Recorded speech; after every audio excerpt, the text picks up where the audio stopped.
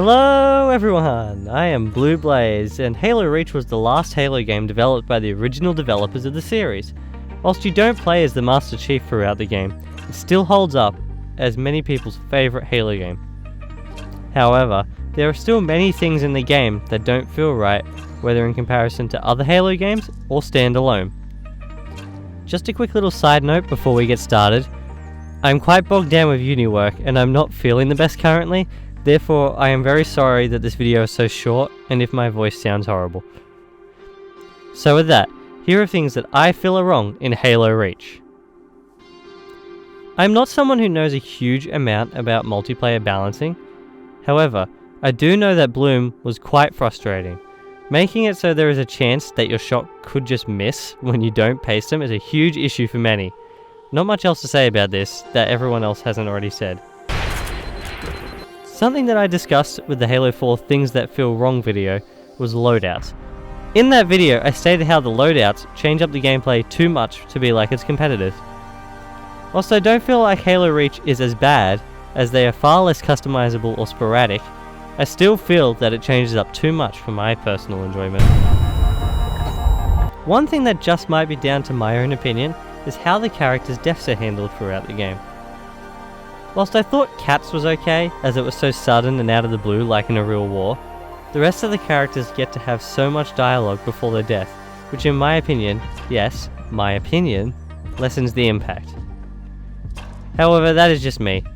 I know that a lot of you probably disagree. Just an unscripted part for a second, someone may have to explain this to me in the comments. However, I don't understand the level where George dies.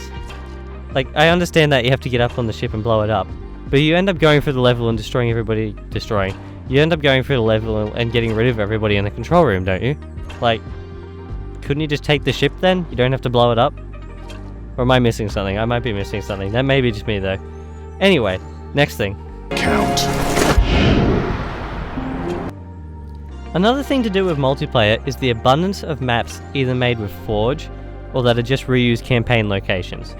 The only real reason I point this out is because of just how noticeable it is. I feel this problem would be somewhat mitigated if the colour of the Forge items weren't mostly grey. And whilst I can agree that Forge World is an amazing canvas to build on, I feel it lacks in the art department. Not being able to create a map with a snow, desert or any other biome leads to all the community or developer made maps using Forge World feel quite samey. In my opinion anyway. The reuse of campaign as the majority of other maps before DLC felt, to me at least, as if they were not built around multiplayer gameplay and felt quite tailored to a campaign experience. Something I don't feel that I really touched on in the Halo 4 video that I definitely should have, is that of armor abilities.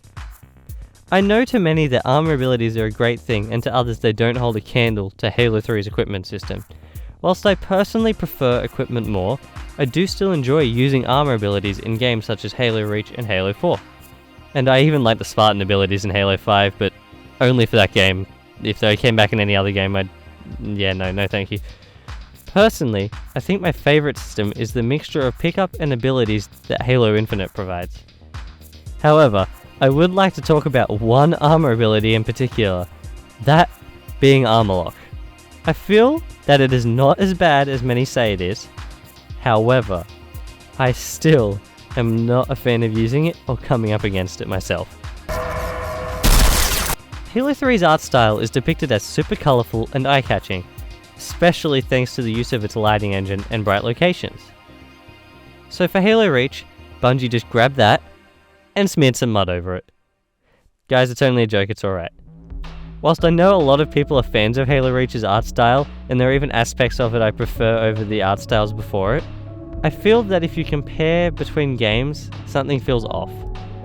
It completely changes the mood of the style set before it, whereas before you were a super soldier running around and taking down enemies in bright levels with cool music, now the tone is much more serious and foreboding, which still does lend itself quite well to the game's story. Ground to air defenses so the rest of... Okay guys, that was my list on things that feel wrong in Halo Reach.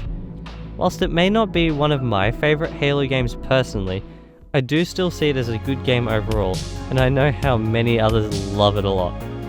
If anyone has any more suggestions, feel free to leave them in the comments. I hope you guys enjoyed the video, and I'll see you all next time. Cheers, guys.